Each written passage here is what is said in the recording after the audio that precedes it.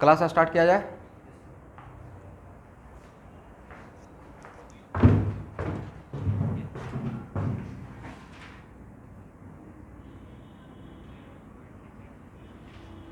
Twelve thirty और math होगा 4:30 से।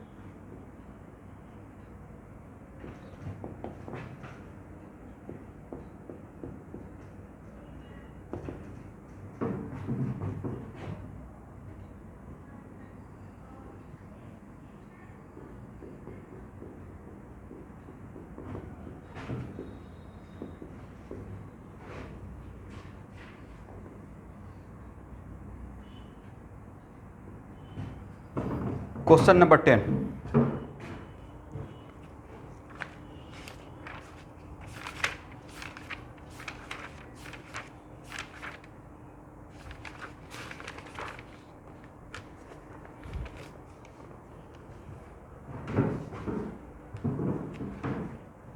ये तो बहुत आसान क्वेश्चन है।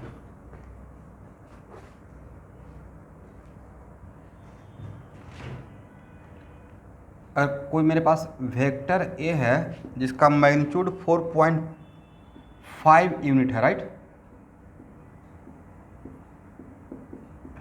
और डायरेक्शन क्या है, टुवार्ड्स नॉर्थ।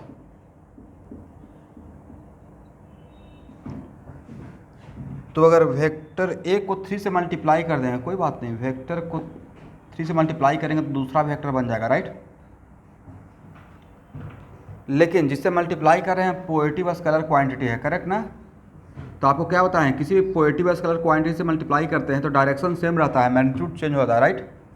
तो क्या लिख जाएगा 3 × 4.5 ड्यू टू नॉर्थ ही लिखेंगे, ठीक है। तो कितना हो जाएगा, मल्टीप्लाई कर लीजिएगा।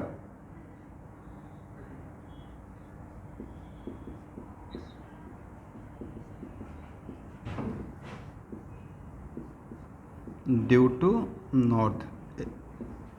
और नेक्स्ट एक बोला किससे मल्टीप्लाई किया गया है, -4 से। तो बताया था ना, किसी भी वेक्टर को निगेटिव स्केलर क्वांटिटी से मल्टीप्लाई करते हैं तो मैग्नीट्यूड और डायरेक्शन, अगर वो 1 नहीं है तो डायरेक्शन तो जस्ट अपोजिट हो जाएगा। तो क्या इसको हम लोग ऐसे लिखेंगे, -4.5 को 4 से मल्टीप्लाई कीजिए, how much, 18, -18 due to north, एक minute, 18 minus due to north. तो माइनस ड्यू टू नॉर्थ का मतलब क्या, साउथ, ड्यू टू साउथ। तो क्वेश्चन नंबर 10 तो सर बहुत आसान था, राइट। बट कोई बात नहीं है, कम से कम इतना तो सिखाया गया कि किसी भी वेक्टर को पॉजिटिव और नेगेटिव स्केलर क्वांटिटी से मल्टीप्लाई करने से क्या फ़र्क पड़ता है, मैग्नीट्यूड अलग होता है। अगर पॉजिटिव है तो मैग्नीट्यूड अलग हो जाएगा, डायरेक्शन सेम रहेगा, नेगेटिव है तो मैग्नीट्यूड भी चेंज होगा और डायरेक्शन भी चेंज हो जाएगा, लेकिन डायरेक्शन जस्ट अपोजिट हो जाएगा, right. Question number 11। Two vector have magnitude 2 metre and 3 metre. The angle between them is 60 degree. Find the scalar product of two vector, magnitude of their vector product, correct. Scalar product of two vector का मतलब ए dot B पूछ रहे हैं, correct. ये तो बहुत बच्चों जैसा क्वेश्चन हो गया आपके लिए, राइट। 2 × 3 × cos 60 डिग्री है ना। कितना आंसर रहेगा, 3 रहेगा। अब हाँ ना बोला कि ये भाई 3 है, लिखे या नहीं लिखे।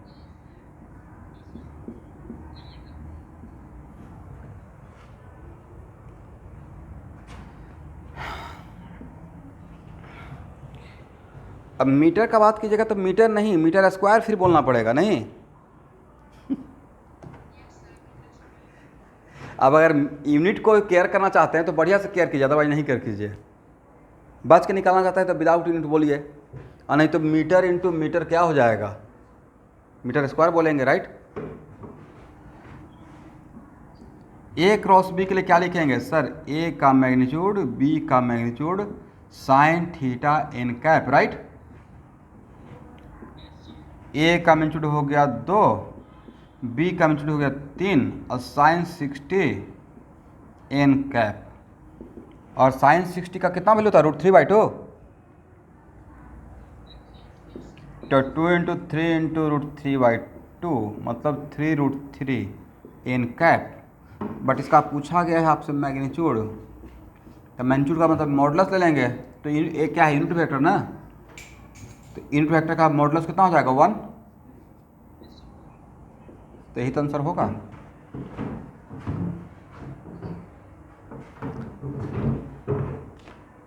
चलिए क्वेश्चन नंबर 12। क्वेश्चन नंबर 12 किन से बन गया है, एनीवन जो इसको बनाए थे, क्या नाम है आपका,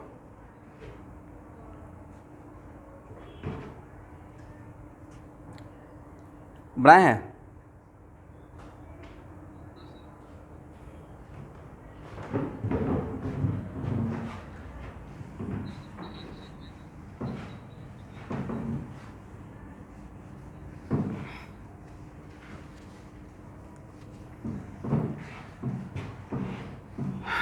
चलिए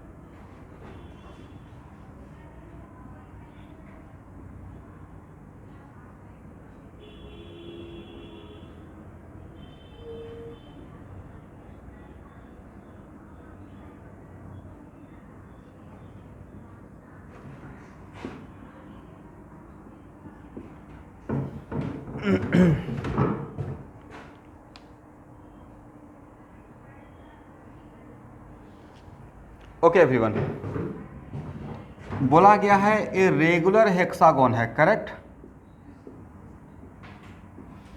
रेगुलर हेक्सागोन का मतलब होता है कि साइड लेंथ सेम रहेगा, ये राइट। इरेगुलर है, रेगुलर है,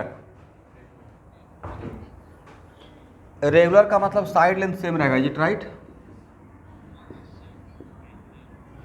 ओके देखिए, और पहली बात है कि जो रिप्रेजेंटेशन यहाँ पे दिखाया गया है उसमें एक क्लोज पॉलीगॉन है, correct.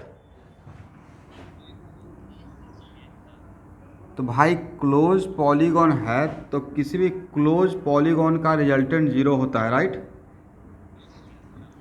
If all vectors are taken in order and it form close polygon, तो इनिशियल पॉइंट और फाइनल पॉइंट कोइंसाइड कर गया, तो रिजल्टेंट तो पहले से ही पता है कि सर 0 होगा, करेक्ट। तो पहले एक लाइन लिख लेते हैं, since all 6 vector form a closed polygon, since all 6 vector form a closed polygon, therefore a1 plus a2 plus a3 up plus a4 up plus a5 and plus a6 must be equal to 0, correct ना। और इसको हम लोग ऐसे लिख सकते हैं, आपका hexagon 2 dimensional X Y plane में है तो उसका एक्स कंपोनेंट भी रहेगा और वाई कंपोनेंट भी रहेगा।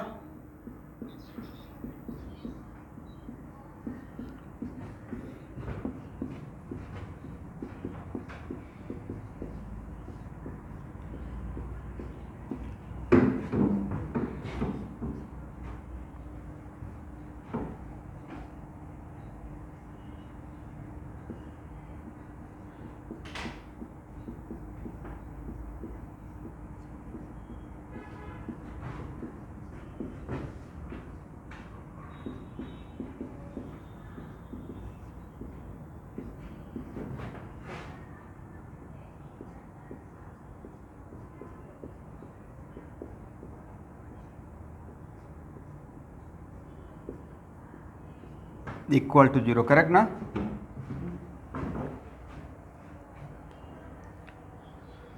चलिए यहाँ तक आइए। बट ये 0 आप बोल पाए क्योंकि एक क्लोज पॉलीगॉन था, करेक्ट।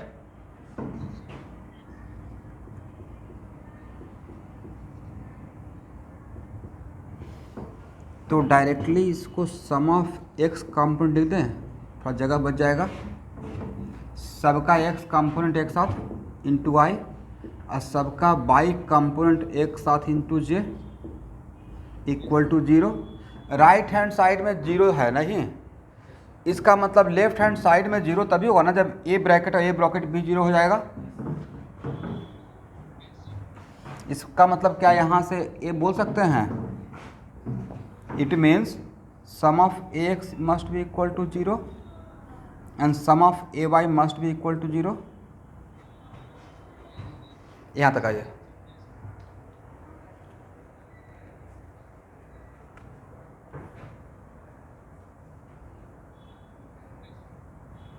बाकी लोग को भी लिखने दीजिए, थोड़ा टाइम दीजिए,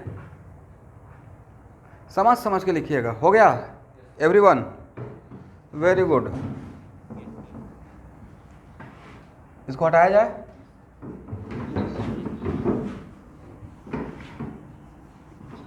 हाँ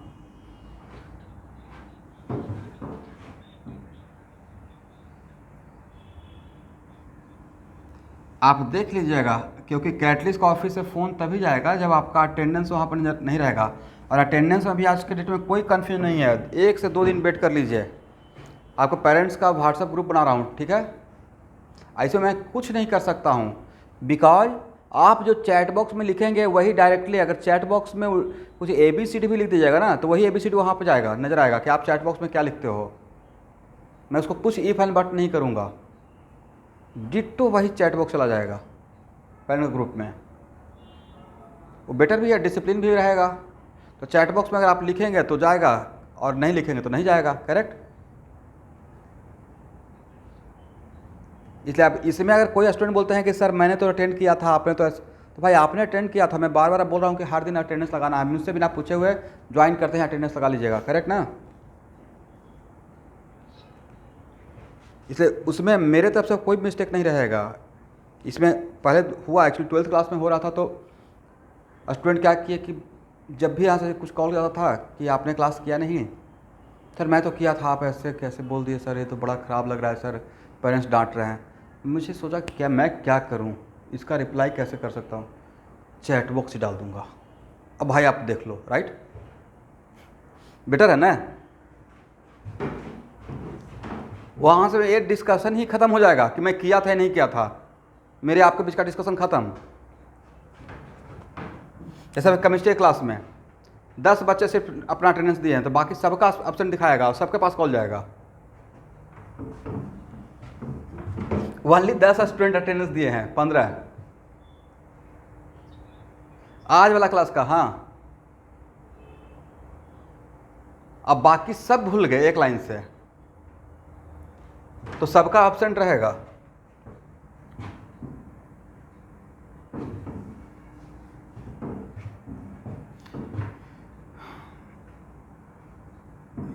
मैं बता रहा हूँ, हम लोग के पास उतना टाइम नहीं रहता है। मेरी बच्ची पढ़ती है सेंट मैरिज में, चीनीकुटी में है ना भाई। सुबह उससे पहले मुझे उठना पड़ता है अटेंडेंस लगाने के लिए। 10 शर्मा, रोल नंबर 10। अब प्लस देखिए टीचर लोग कितना स्मार्टली, जैसे ही मैं लिख के भेजता हूँ, हो सकता है ना कि पेरेंट्स लिख के भेज दिया और बच्चा तभी तक सो रहा है, वहाँ से गुड मॉर्निंग बोलते हैं बच्चे को, गुड मॉर्निंग मेरी बेटी का नाम लेके, और उसको गुड मॉर्निंग का रिप्लाई गुड मॉर्निंग करना है। अब वीडियो ऑन करके, अब बिल्कुल यूनिफॉर्म पहन कर, ऐसा नहीं कि जैसे जैसे तैसे उठ के बस गुड मॉर्निंग बोलती है ma'am good morning, not like that. Proper discipline में मैं यूनिफॉर्म पहन के गुड मॉर्निंग मैम, और खूब जोर से बोलती है good morning.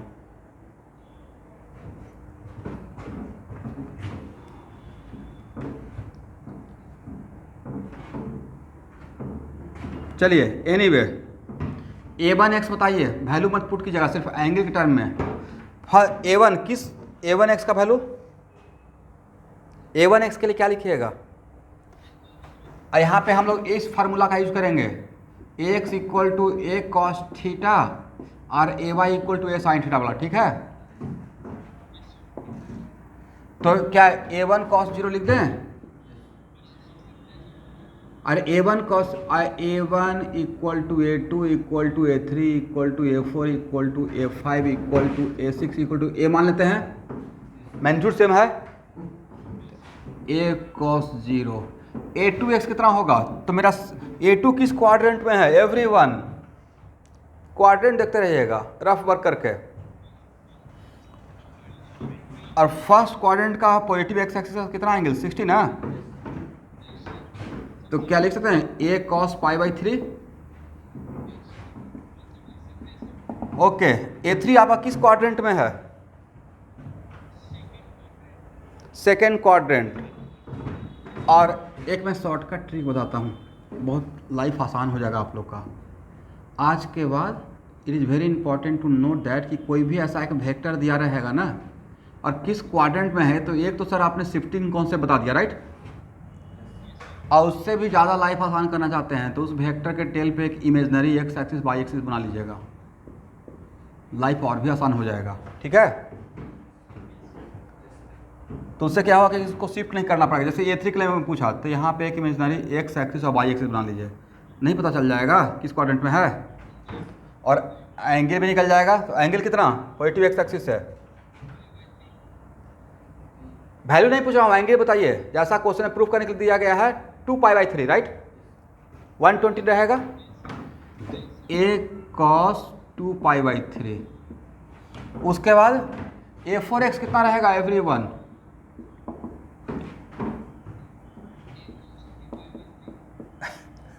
Three pi by three मतलब पाई, करेक्ट।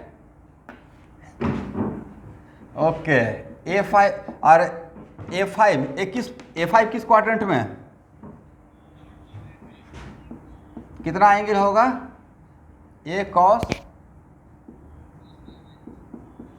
4 पाई बाई थ्री, और ए 6x कितना होगा, 5 by three. Very good.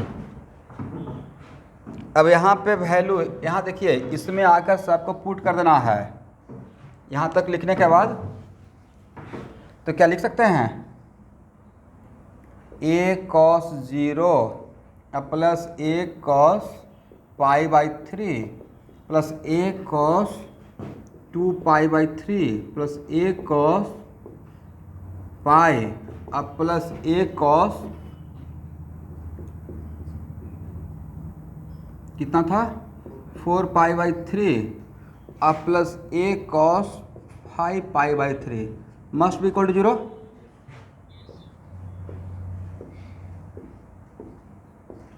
Correct ना, इक्वल टू जीरो हो जाएगा। तो यही तो प्रूफ करना था भाई, cos zero cos pi by three cos 2 pi by three cos pi और कॉस 4 पाई बाई थ्री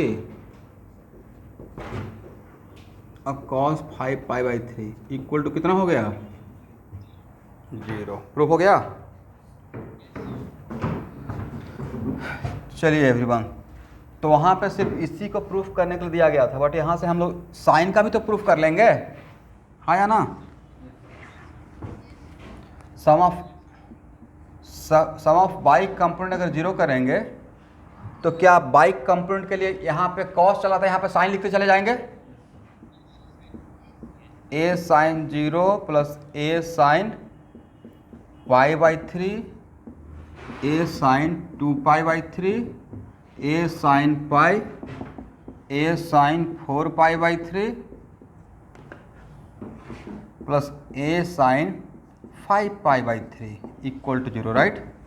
इसका मतलब sine zero sine pi by three sine 2 pi by three sine pi sine 4 pi by three अब plus sine 5 pi by three equal to zero. ये भी proof हो गया, correct.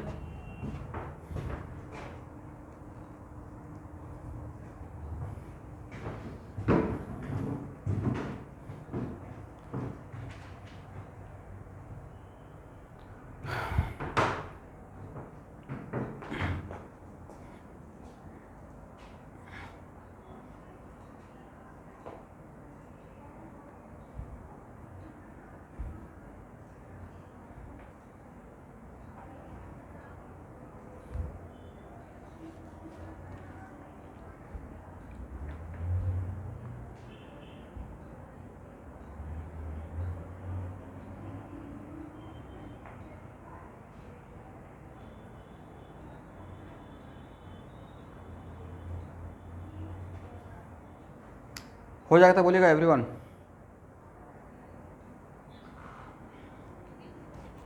Okay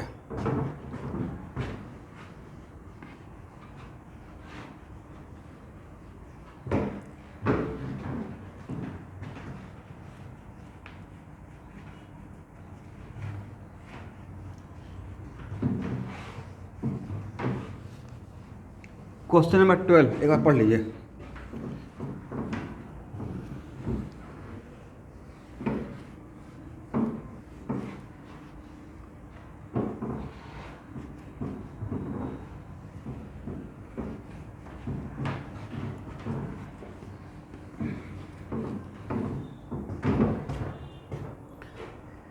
ये तो बहुत आसान क्वेश्चन है। दो वेक्टर है राइट, और उसके बीच में एंगल निकालना है। ये तो क्वेश्चन मैं आप एक्सपेक्ट करूँगा आप लोग से बनना चाहिए था नहीं। Vector A equal to 2i plus 3j अब plus 4k, is it right. अब vector B equal to 3i plus 4j अब प्लस 5k। तो दो वेक्टर के बीच में एंगल निकालने के लिए ऐसे तो पढ़ाया था ना, ए डॉट बी कर लीजिएगा। A dot B equal to A B cos theta, correct. तो cos theta equal to A dot B divide by A B. क्या ऊपर में ए डॉट बी निकाल सकते हैं, A X B X A Y B Y अब plus A Z B Z, is it right. तो A dot B के लिए क्या लिखते हैं, 2 into 3 A X B X अब plus A Y B Y मतलब 3 इंटू 4 अब plus A Z B Z 4 into 5 और divided by Ishani Bhuiyan join किए हुए हैं।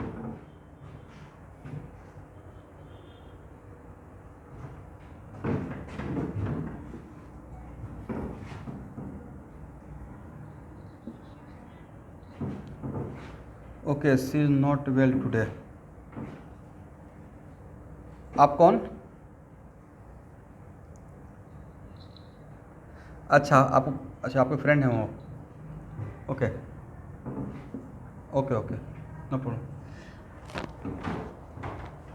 इसका मैग्नीट्यूड कितना होगा?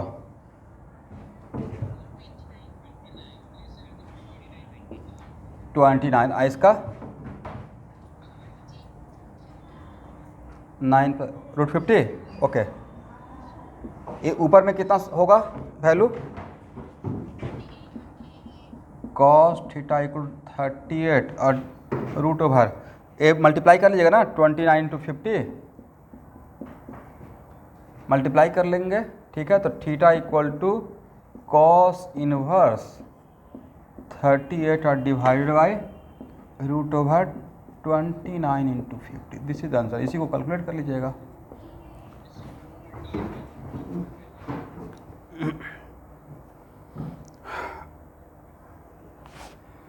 चलिए सबसे आसान क्वेश्चन तो क्वेश्चन नंबर 14 है नहीं। ये तो थ्योरी में ही पढ़ाया हूँ। क्वेश्चन नंबर 14 देखिए तो थ्योरी में पढ़ाए हैं, जरा एक बार देख लीजिए।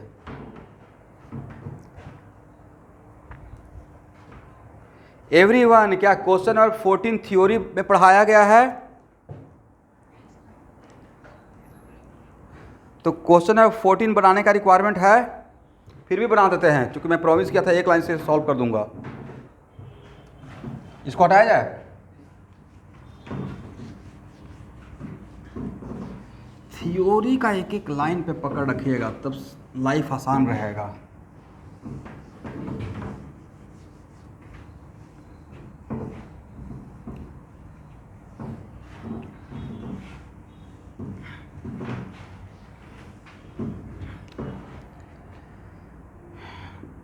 ए dot A cross B right भाई। तो ए निविड का ज्वाइन किए हुए हैं।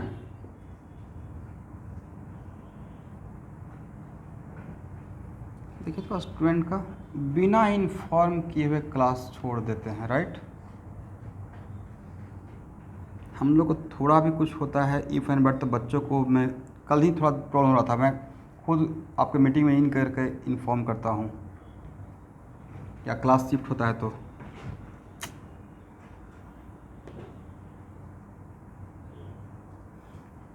ए क्रॉस बी का डायरेक्शन क्या रहेगा?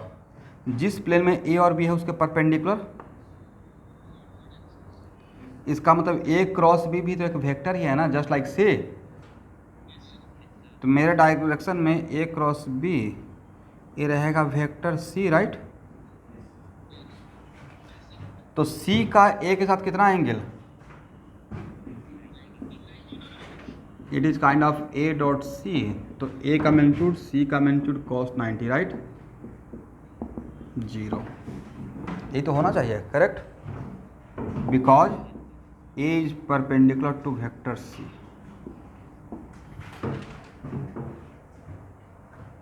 ये था क्वेश्चन नंबर 14 HCB का।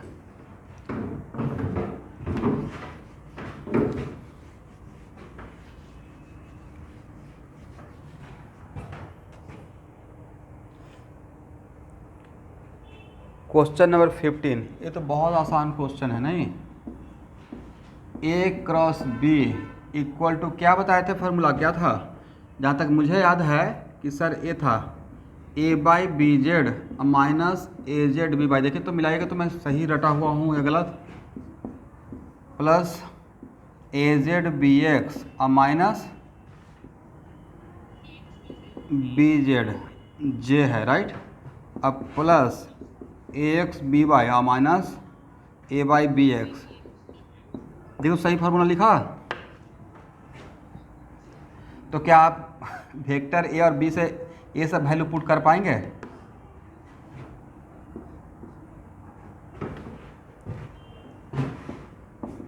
ए इक्वल टू कितना है?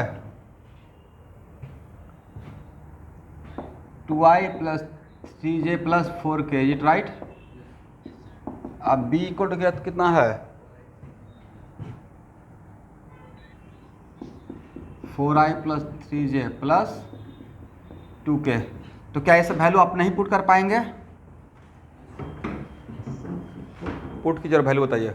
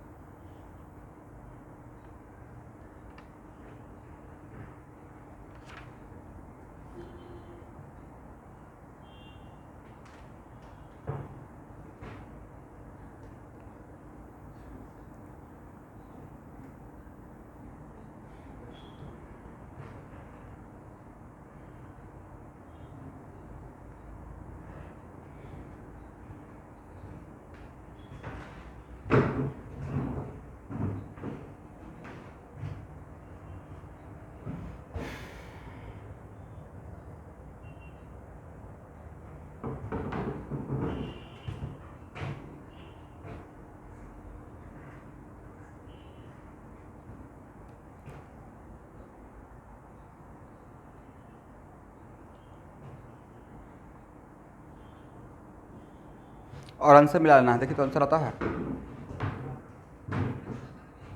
Very good. तो क्वेश्चन नंबर 16 पढ़िए, 16।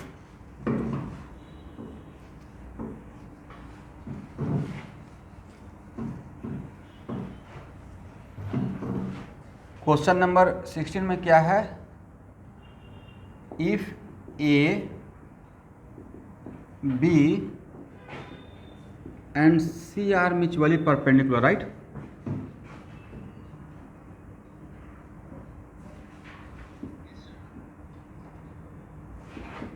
परपेंडिकुलर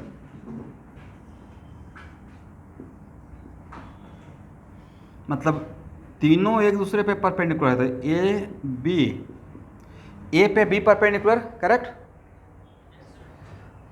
अब बी और सी को क्या होना पड़ेगा? सी को ए पे भी होना पड़ेगा और बी पे भी होना पड़ेगा, राइट। तो अगर if C is perpendicular on both, तो नहीं था कि सी को इस जिस प्लेन में ए और बी है उसके परपेंडिकुलर होना पड़ेगा, जस्ट लाइक दिस। ओके, इसका मतलब है कि अगर ए मेरा वेक्टर, मान लेते हैं आपको समझाने के लिए कि अगर मेरा वेक्टर, इसका मतलब कि sir it is just like X axis, Y axis and Z axis, right. तो ए क्रॉस बी अगर निकालेंगे तो आप लिखिएगा A B sine 90 N cap, right.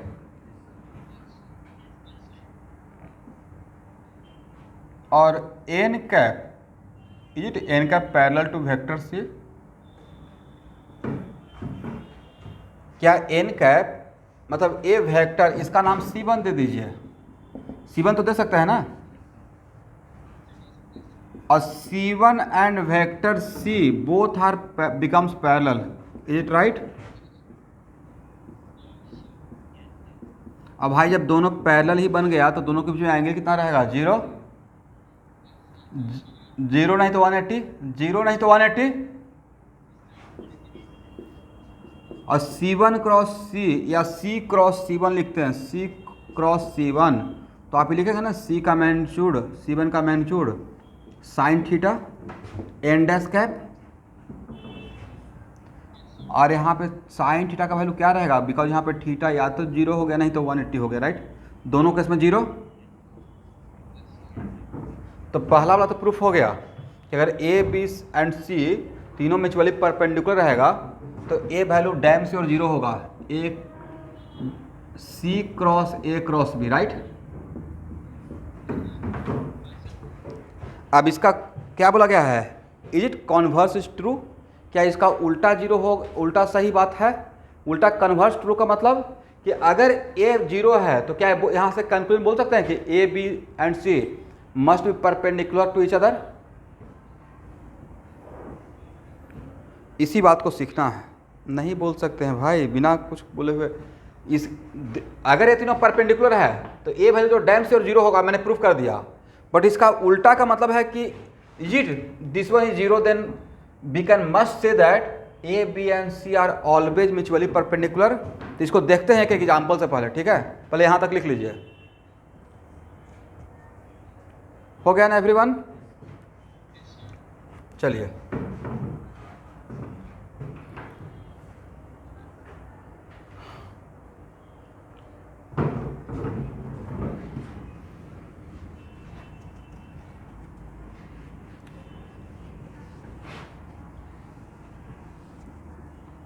हो गया, okay.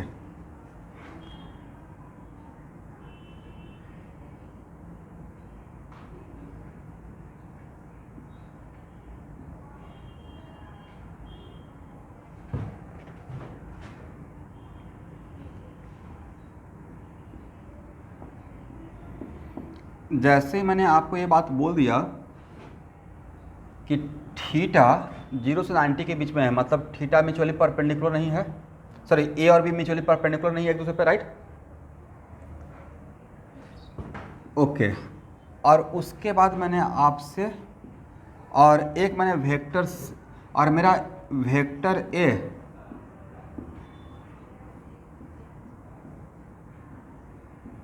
And vector B both are in, मैं सपोज कर रहा हूँ, let us suppose vector A and B both are in white board plane and a third vector is perpendicular to and a third vector C perpendicular to whiteboard। ये मैंने एक suppose किया कुछ समझाने के लिए। मेरा तीन वेक्टर है जिसमें मेरा 2 वेक्टर व्हाइट बोर्ड में है और एक थर्ड वेक्टर में लिया हूं जो व्हाइट बोर्ड के परपेंडिकुलर है, इट राइट? अब नाउ, और उसके साथ मैंने जानबूझ के ए और बी के बीच में एंगल 90 से कम दिखाया ताकि पहले से पता चल जाए कि ये 90 परपेंडिकुलर नहीं है, ए और बी एक दूसरे पर परपेंडिकुलर नहीं है। ए क्रॉस बी के लिए आप लिखिएगा A B sine theta N cap, इस एन कैप का डायरेक्शन क्या रहेगा? N cap is perpendicular to white board, correct ना एवरीवन? और मेरा वेक्टर सी भी मैंने किधर माना था? व्हाइट बोर्ड के परपेंडिकुलर। इसका मतलब सी एंड C1 क्या पैरेलल हो गया?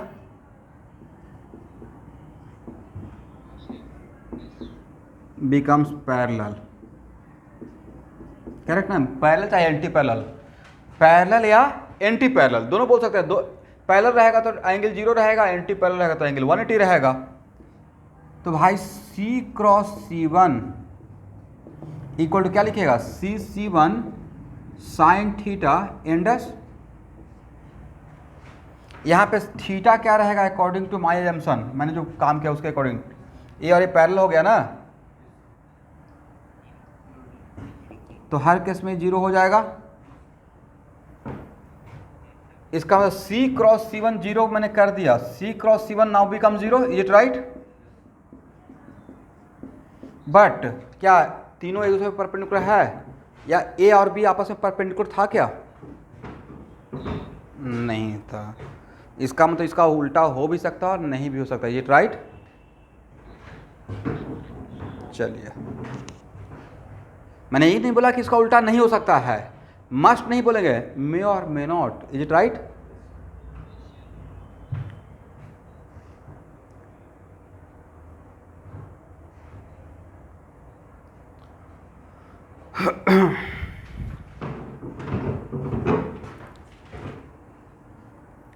Question number 17।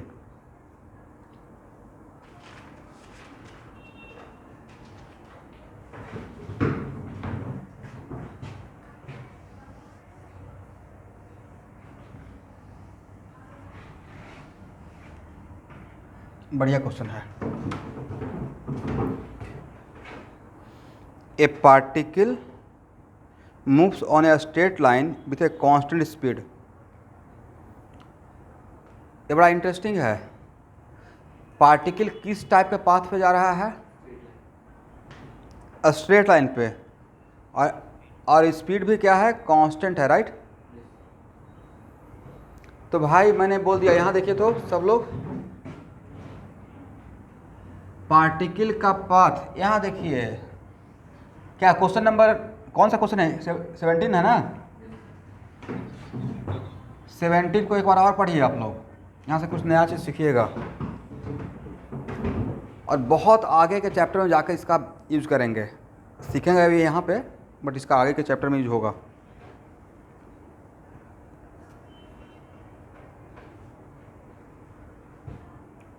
आप लोग में से एनीवन जो जिन्होंने 17 का ट्राई किया था, बना है? अच्छा, ट्राई ही नहीं किए?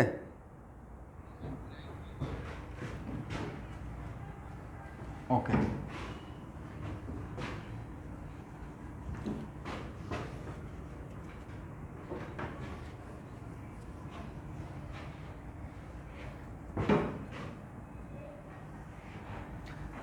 आरके सर से बोल के अपना स्कूल के एग्ज़ाम में क्या एनसीईआरटी में आने वाला है सब बोलते रहिए। जैसे मुझे बोलते हैं ना कि सर ये आने वाला है, ये टीचर बोले हैं, या सिलेबस, ठीक है? तो बाकी सारे फैकल्टी को भी एक बार बोलते रहिएगा कि सर रिक्वेस्ट करके ये स्कूल में आने वाला है, सर मुझे थोड़ा सा बता दीजिए, ताकि स्कूल का एग्ज़ाम अच्छा होता रहे। सारा एग्ज़ाम अच्छा करना है, एग्ज़ाम कोई भी ख़राब नहीं होना चाहिए।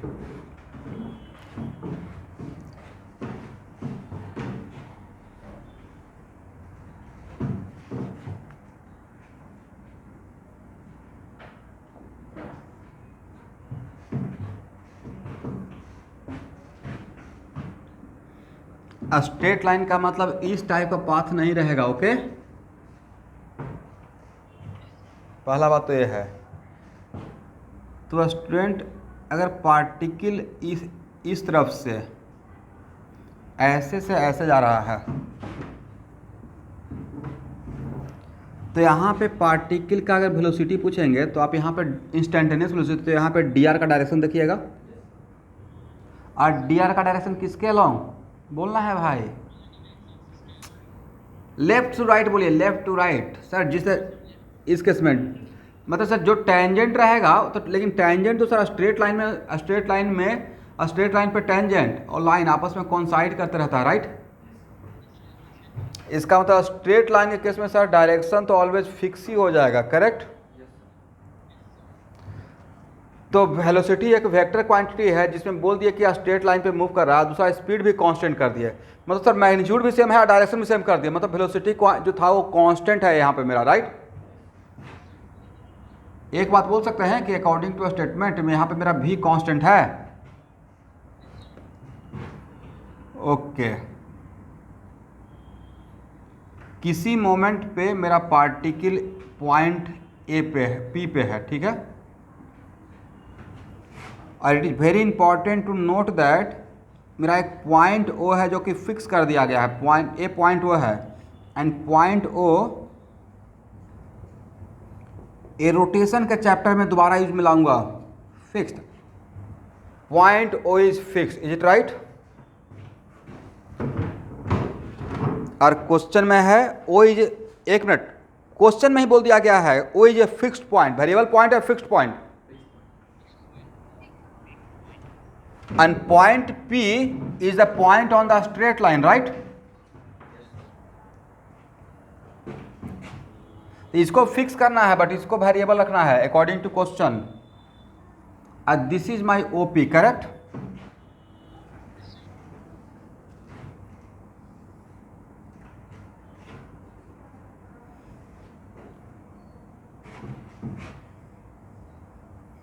तो इसको मान लेते हैं R1 और ये है भी, करेक्ट। मान लेते हैं स्टूडेंट, यहाँ देखिए ए θ1 है, करेक्ट ना। किसी वेक्टर को पैरेलली शिफ्ट करते हैं, vector will not change, correct. और तब निकालते हैं OP क्रॉस भी, तो OP क्रॉस भी का मतलब है सर R1 क्रॉस भी कीजिए, करेक्ट ना। और R1 क्रॉस भी, तो ए क्रॉस भी में कहाँ से कहाँ की तरफ जाते हैं, ए से बी की तरफ थ्रू अ स्मॉलर एंगल। तो R1 क्रॉस भी में भी से R पे जाएं या R1 से भी पे जाएं। तो भाई R1 से भी पे जाएंगे तो आपका डायरेक्शन एंटी क्लॉकवाइज है या क्लॉकवाइज है मूवमेंट, और क्लॉकवाइज है, इसका मतलब है कि सर डायरेक्शन मेरा इनवर्ड रहेगा, करेक्ट। ओके, मतलब R1 भी साइन θ1 लिख दीजिए और डायरेक्शन के लिए एन दे दीजिए, बट ये जो मेरा एन है वो क्लॉकवाइज है, करेक्ट, मतलब परपेंडिकुलरली इनवर्ड। अब मान लेते हैं कि पॉइंट शिफ्ट होकर इस स्ट्रेट लाइन पे यहाँ पे आ गया, करेक्ट ना एवरीवन। क्योंकि मुझे प्रूफ करना था कि OP क्रॉस भी इज कांस्टेंट, तो शिफ्ट होकर लेकिन पॉइंट पे स्ट्रेट लाइन पे ही रहेगा। तो वेलोसिटी, तो सर वेलोसिटी वही लीजिए जो यहाँ पे लिए हैं क्योंकि वेलोसिटी कांस्टेंट है, राइट। बट R2 का वैल्यू, अब यहाँ पे R2 सेम है, R2 सेम नहीं है विथ रेस्पेक्ट टू, राइट। तो लेट अस सपोज ये एंगल यहाँ पे हो गया θ2,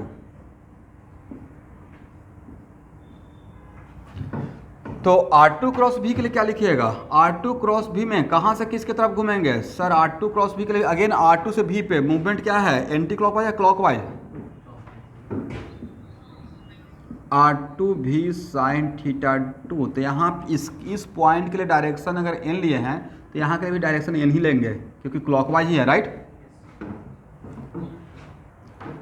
चलिए अब अगर मैं प्रूफ कर दिया कि दिस इक्वल टू दिस तो मेरा प्रूफ हो जाएगा। और यहाँ पे देख रहे हैं कि दिस इक्वल टू दिस में सर यहाँ पे तो भी तो सेम है बट R1 और θ1 अलग अलग है, राइट। R1 और θ1 अलग अलग है। अगर ये प्रूफ हो जाए कि R1 साइन θ1 और R2 साइन θ1 अगर इक्वल है तब हम लोग का सर काम बन जाएगा और एकदम बिल्कुल बोलेंगे इट इज ऑब्वियस, राइट। बोलते ही नहीं हैं। चलिए इस पॉइंट से, यहाँ देखिएगा, इस पॉइंट से पॉइंट ओ से इस स्ट्रेट वेलोसिटी वाले वेलोसिटी वाले लाइन पे एक परपेंडिकुलर ड्रॉ कर दीजिए सब लोग। ये है परपेंडिकुलर, और नाउ इस पॉइंट को नाम ए देते हैं, इस पॉइंट का नाम बी देते हैं। Triangle O A M, triangle O A M में ये θ1 है, तो क्या इसको भी θ1 बोला जाए? बोल सकते हैं। तो साइन θ1 के लिए क्या लिखिएगा? परपेंडिकुलर बाई हाइपोटेन्यूज, तो क्या h/r1 लिख सकते हैं? तो h equal to sir r1 sine θ1, r1 sine θ1, is it right? Okay, now in triangle OBM में, नाउ इन ट्रायंगल OBM ये θ2 है, तो इसको भी θ2 बोल सकते हैं, आमने सामने का एंगल। तो साइन θ2 इक्वल टू क्या लिखेंगे? Perpendicular by hypotenuse. आगे बोलिए, परपेंडिकुलर क्या है? h, और हाइपोटेन्यूज क्या है? r2। Then h equal to क्या हो गया? और यहाँ का h और यहाँ का h, दोनों का h अलग है या सेम ही था? ओके, इसका मतलब इसके बदले h दे सकते हैं। अब हाँ ना कुछ बोलेंगे ही नहीं।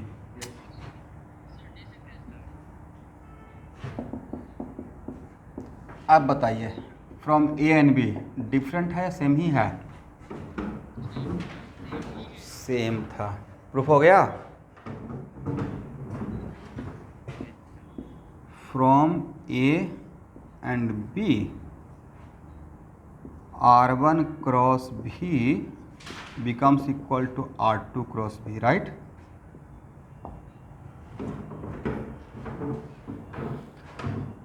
इसको एक और मेथड से सॉल्व करूंगा। इसका मतलब यहाँ से आपने क्या सीखा? मैंने तो यहाँ से सीखा, अरे आपको रोटेशन में काम में आएगा। It is very important to note that everyone, ये रोटेशन में काम में हम लोग को आएगा, बहुत ज़बरदस्त काम में आएगा। इसका मतलब हम लोग ये सीखे हैं कि किसी पॉइंट के रेस्पेक्ट में अगर मेरा कोई पार्टिकल का वेलोसिटी वेक्टर कांस्टेंट है, किसी पार्टिकल का वेलोसिटी वेक्टर कांस्टेंट है, अगर पार्टिकल का वेलोसिटी कांस्टेंट मतलब डैम से पार्टिकल का पाथ स्ट्रेट लाइन ही रहेगा, राइट? क्योंकि कर्व रहेगा तो क्या वेलोसिटी कांस्टेंट रहेगा? डायरेक्शन ही चेंज होता रहेगा कर्व पाथ पे, राइट?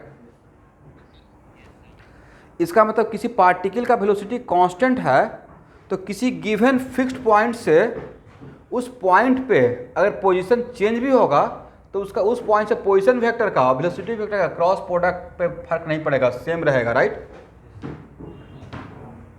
यहाँ से अभी बस हम लोग ये सीखे हैं, बट इसका एप्लीकेशन बहुत बढ़िया मिलेगा आपको, इसका आपको एडवांटेज मिलेगा। यहाँ तक लिख लीजिए,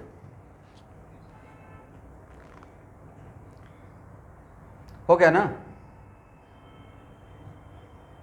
चलिए इसको हटाया जाए।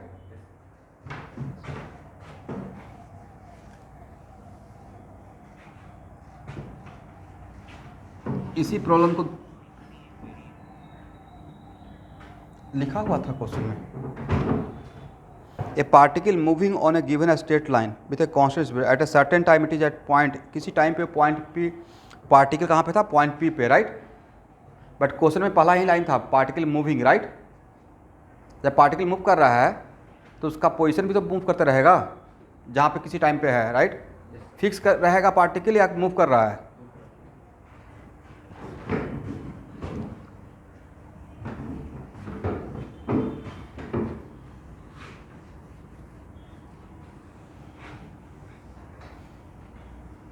तो क्वेश्चन में ही था कि किसी टाइम टी पे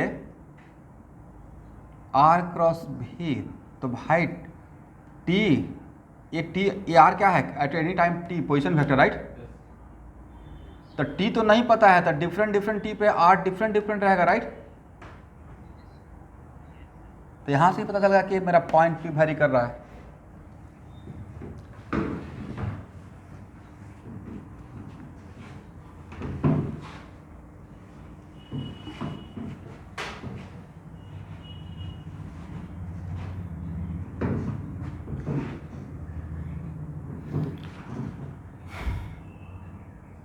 अब प्रूफ करने के लिए मैंने 2 पॉइंट बना लिया था।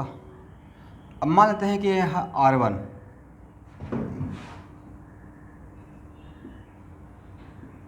यहाँ पे V, यहाँ पे A है R2, second method.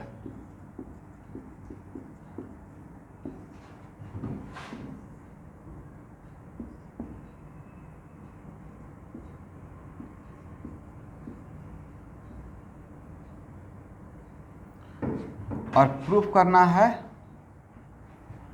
R1 R cross V constant है। इसका मतलब अगर हम लोग ये प्रूफ कर दें R1 क्रॉस V अब minus R2 cross V equal to 0, तो मेरा प्रूफ हो जाएगा कि this equal to this, correct.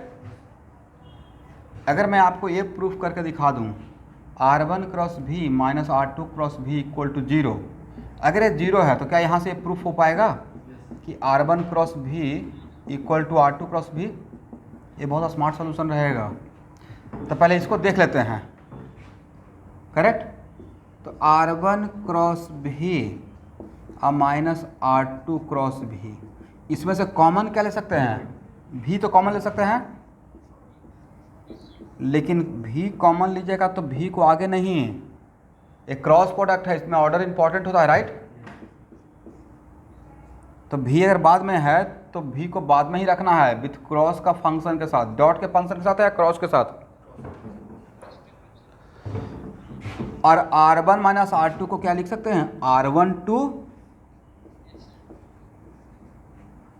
Minus R2 also written like R12। R12 को पढ़ते क्या है? Position of 1 with respect to 2, is it right?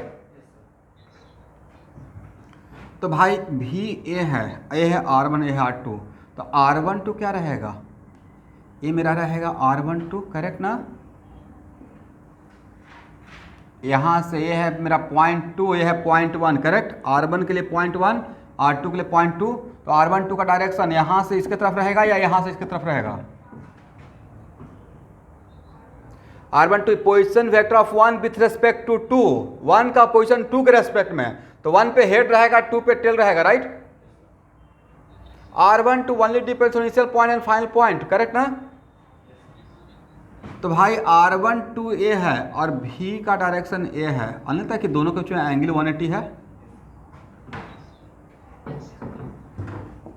तो R12 का मैग्नीट्यूड V का magnitude sign 180 N cap, I value कितना हो जाएगा? 0। प्रूफ हो गया। ये तो बहुत स्मार्ट सॉल्यूशन था ना, इससे बढ़िया और क्या हो सकता है? लाइफ ही हो गया, करेक्ट। ये तो मैं नहीं बोल रहा हूँ, सामने दिख रहा है। आप लोग समझे नहीं समझे मेरे बात को? इसके बीच में कितना एंगल नजर आ गया? 180, राइट। तो ये था सेकंड मेथड मेरा सॉल्यूशन का, ठीक है ना एवरीवन। चलिए क्वेश्चन नंबर 18 को बढ़िया से पढ़िए।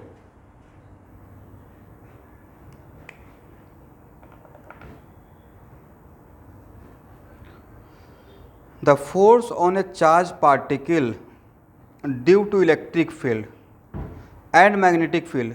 अब इसमें ये नहीं पूछना है सर ये फोर्स कहाँ पे होता है, क्यों ऐसा लिखते हैं।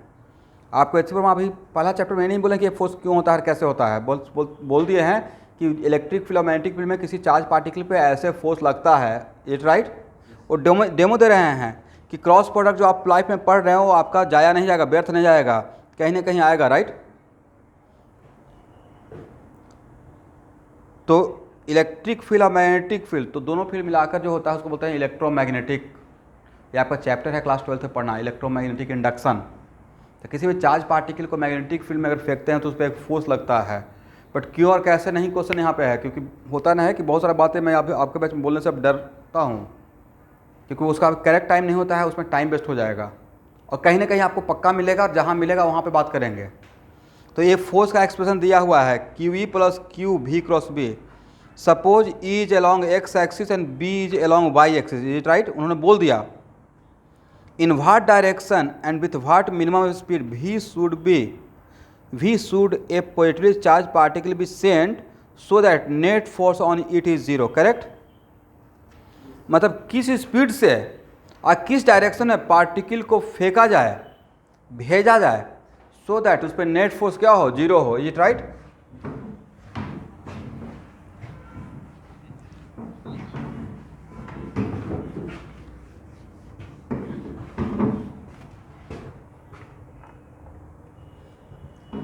इलेक्ट्रिक फील्ड किसके लॉन्ग है? इलेक्ट्रिक फील्ड कोई वेक्टर क्वांटिटी है, तो इलेक्ट्रिक फील्ड के लिए किसके डायरेक्शन में? Positive x axis, is it right? Magnetic field किस डायरेक्शन में बोला गया है? पॉजिटिव वाई डायरेक्शन में, ओके। और उस चार्ज पार्टिकुलर फोर्स के लिए क्या लिखा गया है? क्यू ई अब plus Q V cross B. भाई भी का मुझे नहीं पता है, तो भी का नहीं पता है तो भी एन कैप मान लेते हैं, करेक्ट। और उसके बाद क्या बोला गया है? नेट फोर्स जीरो, तो net force zero equal to Q E I लिखें अकॉर्डिंग टू स्टेटमेंट, अब plus Q V N cap लिख दें अक्रॉस बी जे कैप। इसका मतलब ये हो गया, यहाँ देखिए Q E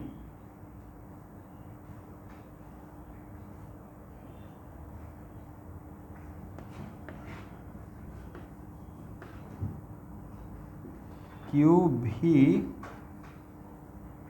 N cross B J equal to minus Q E I. तो एक चीज़ तो पता है, यहाँ देखिए क्यू भी बी, इसको बाहर निकाल सकते हैं, बचेगा क्या? N cross J, is it right? बचेगा एन क्रॉस जे, करेक्ट ना एवरीवन?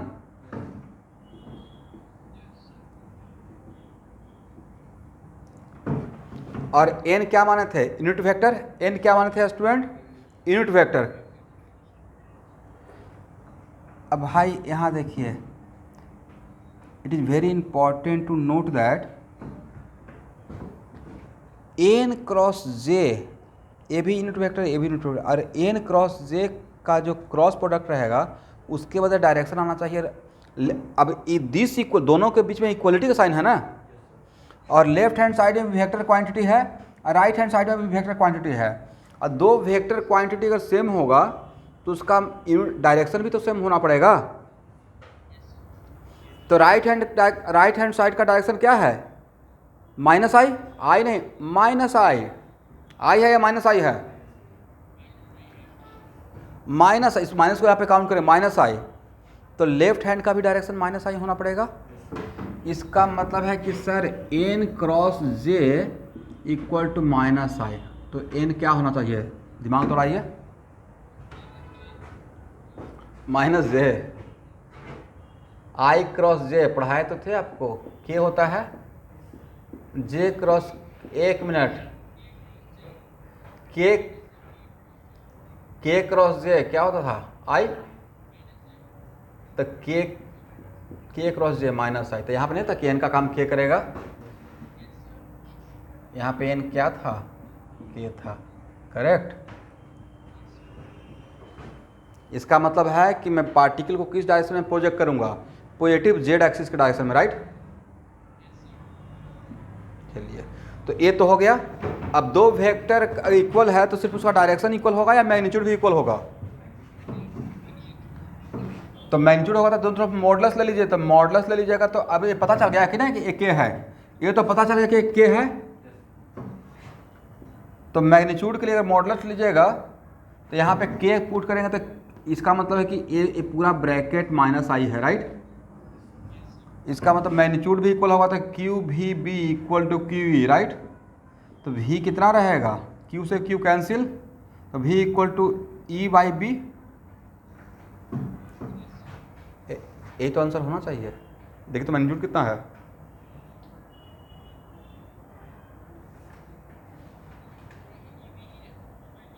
ठीक है। तो ये हो गया ना, कौन सा?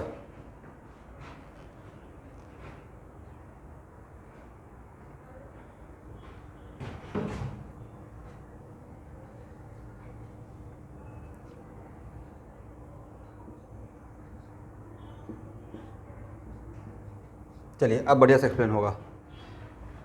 यहाँ देखिए, ये क्या है, मैग्नीट्यूड, इसको आप बाहर ही निकाल दिया। तो माइनस आई क्या है, इसका डायरेक्शन, क्यू भी क्या है, मैग्नीट्यूड, एन क्रॉस जे मुझे डायरेक्शन देगा, क्योंकि यहाँ पे ए भी यूनिट वेक्टर, ए भी यूनिट वेक्टर, राइट। तो अगर मेरा यहाँ पे इसका डायरेक्शन माइनस आई है तो इसका क्रॉस प्रोडक्ट का भी तो डायरेक्शन माइनस आई होगा। और N cross J equal to minus I है, तो नहीं लगता कि यहाँ पे एन की जगह पे के होना चाहिए according to this. I cross J K था, जे क्रॉस के आई है, तो के क्रॉस आई क्या हो जाएगा, माइनस आई। मतलब डैम से और यहाँ पे एन का काम कौन कर रहा था, के कर रहा था, करेक्ट। तो यहाँ से मैंने इक्वेट कर दिया था, डायरेक्शन को अलग इक्वेट किया, डायरेक्शन को अलग इक्वेट किया, अब मैग्नीट्यूड को अलग इक्वेट किया। ये होना भी चाहिए था, किसी भी दो वेक्टर को इक्वल होने के लिए उसका मैग्नीट्यूड भी सेम होना चाहिए और डायरेक्शन भी सेम होना चाहिए, राइट। तो पहले मैंने डायरेक्शन के लिए बात कर लिया, फिर मैग्नीट्यूड के लिए बात कर लिया, हो गया ना। अब इसको थोड़ा सा और बता देता हूँ। यहाँ देखिए,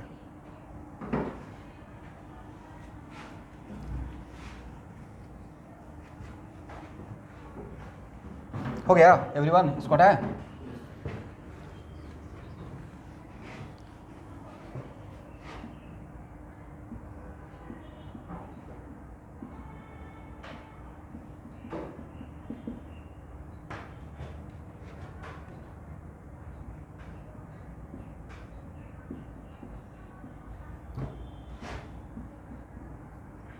अगर जीरो है तो ऐसे लिख सकते थे ना,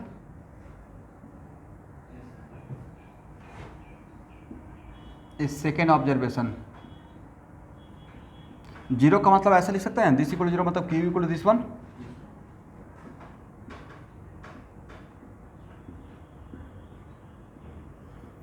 इतना तो पक्का लिख सकते हैं, इसके बदले भूल जाएंगे कि हाँ एक्स एक्सिस बाई एक्सिस नहीं रहता। लेट अस सपोज इस क्वेश्चन में एक्स एक्सिस बाई एक्सिस नहीं रहता और सिर्फ यही पूछा जाता कि what the minimum magnitude of A speed, what the minimum value of A speed so that net force become may be zero, तो आप यहाँ तक तो आ सकते थे ना स्टूडेंट, राइट। अब दोनों तरफ यहाँ पे मैग्नीट्यूड का अगर बात करेंगे, डायरेक्शन किधर फेंकेंगे वो नहीं पूछा जाता, सिर्फ मिनिमम स्पीड पूछा जाता, डायरेक्शन आपसे नहीं पूछा जाता। तो यहाँ पे डायरेक्शन नहीं पूछा जाएगा तो मॉडुलस ले लेते, राइट। तो क्या नहीं रहता, क्यू, यहाँ पे एन क्या है, यूनिट वेक्टर ना, तो आप मॉडुलस लेते क्यू भी B sine theta, is it right. तो भी इक्वल टू कितना होता है, E by B sine theta. Theta मुझे नहीं पता है, मान लेते हैं थीटा नहीं पता है, करेक्ट ना। तो भी का मिनिमम वैल्यू के लिए, भी का मिनिमम के लिए, और ई और बी दिया हुआ है, ई और बी को चेंज नहीं करना है, भी का मिनिमम के लिए साइन थीटा का मैक्सिमम वैल्यू होना पड़ेगा। और 0 से 180 के बीच में साइन का मैक्सिमम वैल्यू क्या हो सकता है, 1। इसका मतलब है कि भी का मिनिमम के लिए ई बी और साइन थीटा का मैक्सिमम वैल्यू, और उसका मैक्सिमम वैल्यू कितना होगा, 0 से 180, 1 होगा, राइट। इसका मिनिमम तभी होता जब थीटा कितना रहता, पाई बाई 2 रहता, करेक्ट ना एवरीवन। थीटा के, बोलिए पार्था प्रतिम, आप ही को समझा रहा हूँ। थीटा कितना रहता? π/2, करेक्ट। यहाँ तक समझ में आया है बातों को? ओके। और थीटा सर π/2, इसका मतलब थीटा इक्वल टू π/2 पे भी मिनिमम रहेगा नेट फोर्स जीरो होने के लिए। मैं अभी सिर्फ लेकिन डायरेक्शन का नहीं, मैग्नीट्यूड का बात कर रहे हैं। अब थीटा π/2 मतलब और थीटा किसके बीच का एंगल था? V और B। इसका मतलब है कि V B पे परपेंडिकुलर रहता, V B पे यहाँ तक तो एग्री हैं। अब V B पे B का डायरेक्शन क्या था? Towards Y axis. तो इसका मतलब सर V बाई एक्सिस पे परपेंडिकुलर होता है। बाई एक्सिस पे दो चीज़ परपेंडिकुलर हो सकता है, बाई एक्सिस पे या तो एक्स एक्सिस नहीं तो जेड एक्सिस। अब हम लोग को डिसाइड करना है कि एक्स एक्सिस था या जेड एक्सिस था, तो उसके लिए आगे फिर बढ़कर देखा जाएगा।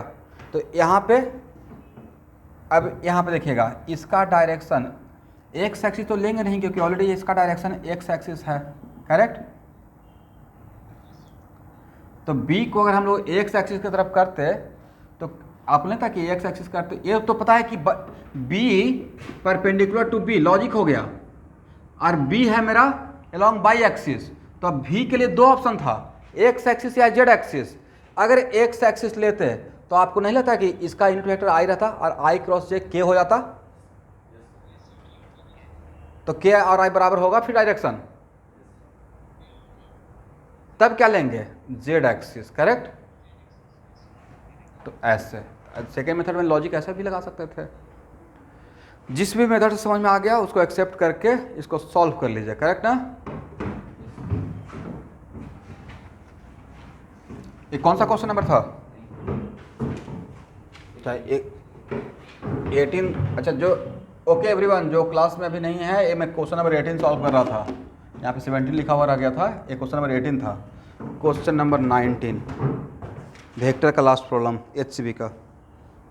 Give an example for which A dot B equal to C dot B but A not equal to C। A dot B equal to C dot B है बट A C के बराबर नहीं है।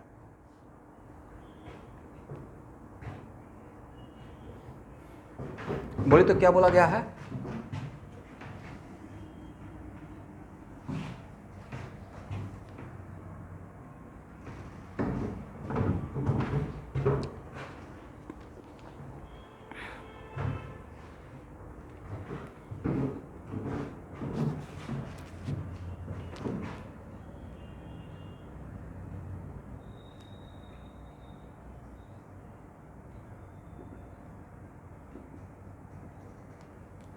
But A not equal to C बोला गया है, correct.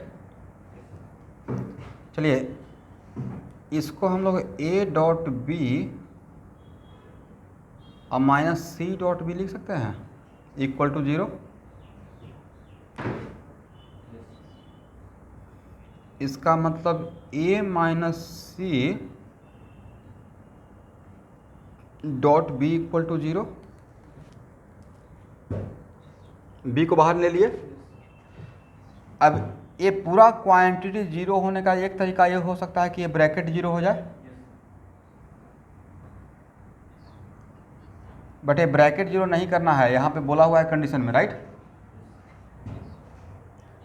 तो दूसरा तरीका क्या हो सकता है कि ये ब्रैकेट एक बी को भी जीरो कर सकते हैं, लेकिन बी को जीरो करिएगा तो सब कुछ जीरो इक्वल जीरो हो जाएगा। बी इक्वल टू जीरो कर दिया तो जीरो इक्वल टू जीरो, ये थोड़े पूछा जा रहा है, मतलब ठीक है। तो दूसरा कंडीशन ये हो सकता है कि सर A माइनस सी भी एक वेक्टर है, अगर B पे परपेंडिकुलर हो जाए तो ऐसा हो सकता है, राइट। A माइनस सी अगर B पे परपेंडिकुलर हो जाए तो डैम श्योर सर ऐसा पॉसिबल है, करेक्ट। इसके लिए आपको एग्जांपल दे, मतलब इसका मतलब है कि ये जीरो होने के लिए इस वेक्टर और ये वेक्टर आपस में परपेंडिकुलर हो जाए, इसी का आपको एग्जांपल देना है। वो एग्जांपल कुछ भी ले सकते हैं। मान लेते हैं यहाँ देखिए, मैं एक वेक्टर ले लिया, सपोज कीजिए रैंडम, मेरे दिमाग में चला था कि कोई एक वेक्टर ले लें।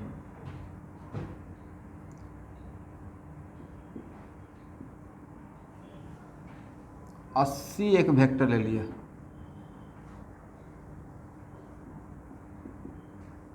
मैं अपना थॉट बताऊंगा कि मैंने ऐसा क्यों सोचा।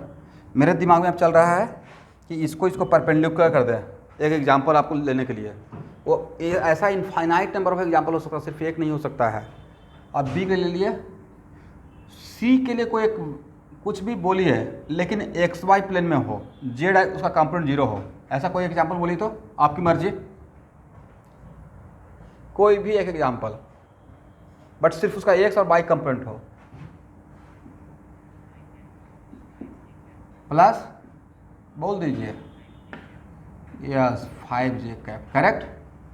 तो A माइनस सी कीजिएगा, कितना आएगा देखिए तो,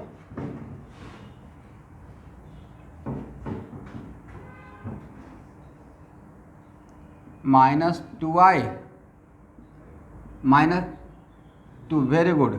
ये वेक्टर A माइनस सी किस प्लेन में है, इसका नाम, ये जो वेक्टर है इसका कुछ नाम दीजिए, लाइक C1 दे देते हैं। C1 किस प्लेन में है सर, एक्स वाई प्लेन में ही होगा राइट।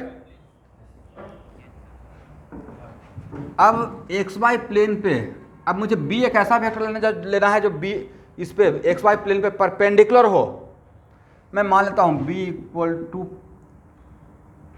6K, ये तो मेरी मर्जी है ना, बस मेरा टारगेट था कि इस वेक्टर पे इसको परपेंडिकुलर कर दें, करेक्ट। अब देखिए C1.B निकाल के देखिए तो डैम से 0 आएगा।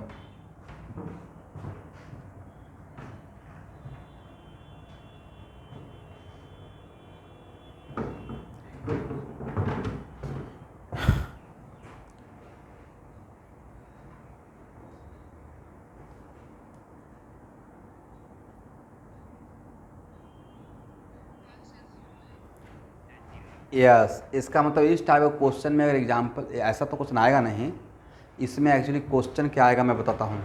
If this equal to this and इस कंडीशन को सर्टिफाई करना है, then what is the relation between, मतलब अब ऐसे दिया जाएगा ऑप्शन बना के, A minus C parallel to B, A minus C perpendicular to B, ऐसे पूछा जाएगा। तो ये तो पहले से प्रूफ हो गया कि A minus C perpendicular to B, इसका मतलब इसका एग्जाम्पल अब सेट किया जाएगा। तो कोई भी A और C को ऐसे सोचिए कि A और C एक खास प्लेन में आ जाए और उस प्लेन के परपेंडिकुलर एक वेक्टर बना लीजिएगा। तो मैंने क्या सोचा, A को भी एक्स वाई प्लेन में रखा और C को भी एक्स वाई प्लेन में, और उन दोनों का डिफरेंस लेंगे तब भी एक्स वाई प्लेन में होगा।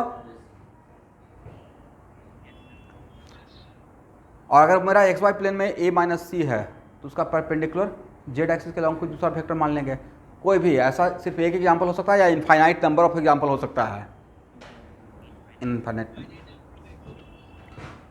तो भाई इस तरीके से H.C. वर्मा का एक एक प्रॉब्लम वर्कआउट सॉल्व कर लिया है, और एक एक प्रॉब्लम एग्जाम्पल का वेक्टर का, राइट। अब नेक्स्ट क्लास में मैं सॉल्व करूंगा कैटलिस्ट का वेक्टर का असाइनमेंट, और सबका फेयर करके मंगवाऊंगा मैं, ठीक है। जितना मेहनत से मैं सॉल्व कर रहा हूँ ना, तो एकदम आपका नीट एंड क्लीन फेयर करके मुझे भेजना है, ये आपका प्रोजेक्ट वर्क रहेगा। नेक्स्ट संडे के लिए कितना है असाइनमेंट में, आपके पास असाइनमेंट है कैटलिस्ट का वेक्टर का, how many problem,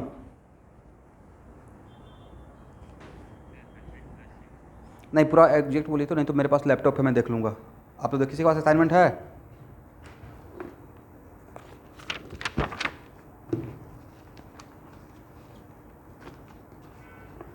assignment print out करके रखना है घर पे।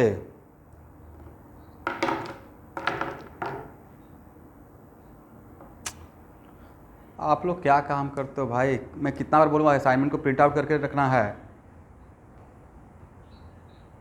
कितना प्रॉब्लम है,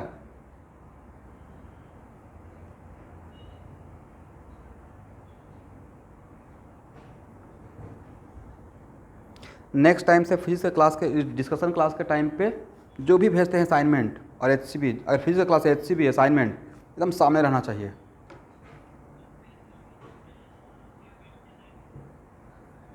पहला वाला में 79 और दूसरे वाले में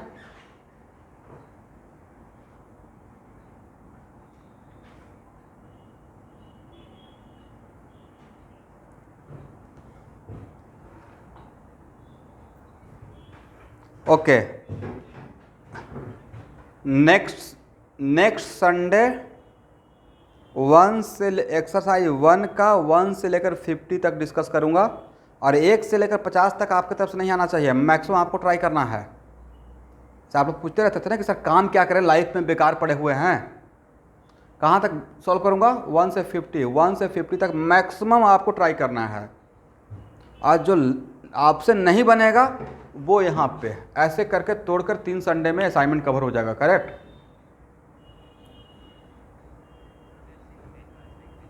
उतना ही सॉल्व कीजिए ना, पहले मैं जितना बोलता हूँ उतना ही सुनिए, उसके बाद मैं दोबारा रिपीट नहीं करूँगा। मैंने क्या बोला?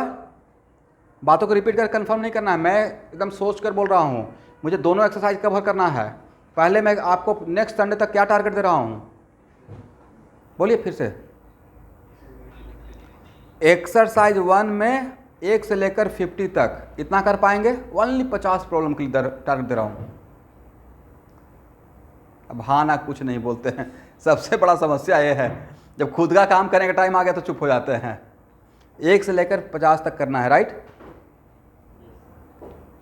अब मैक्सिमम ट्राई करना है, ऐसा नहीं कि थोड़ा सा एफर्ट लगा है, दिमाग पे थोड़ा जोड़ पड़ा, राकेश सर की तरफ प्रोजेक्ट कर देंगे, नहीं बना राकेश सर, ऐसा मत कीजिएगा। मैक्सिमम आपको ट्राई करना है, लास्ट में मेरे तरफ फेंकना है कि अच्छा सर नहीं बना।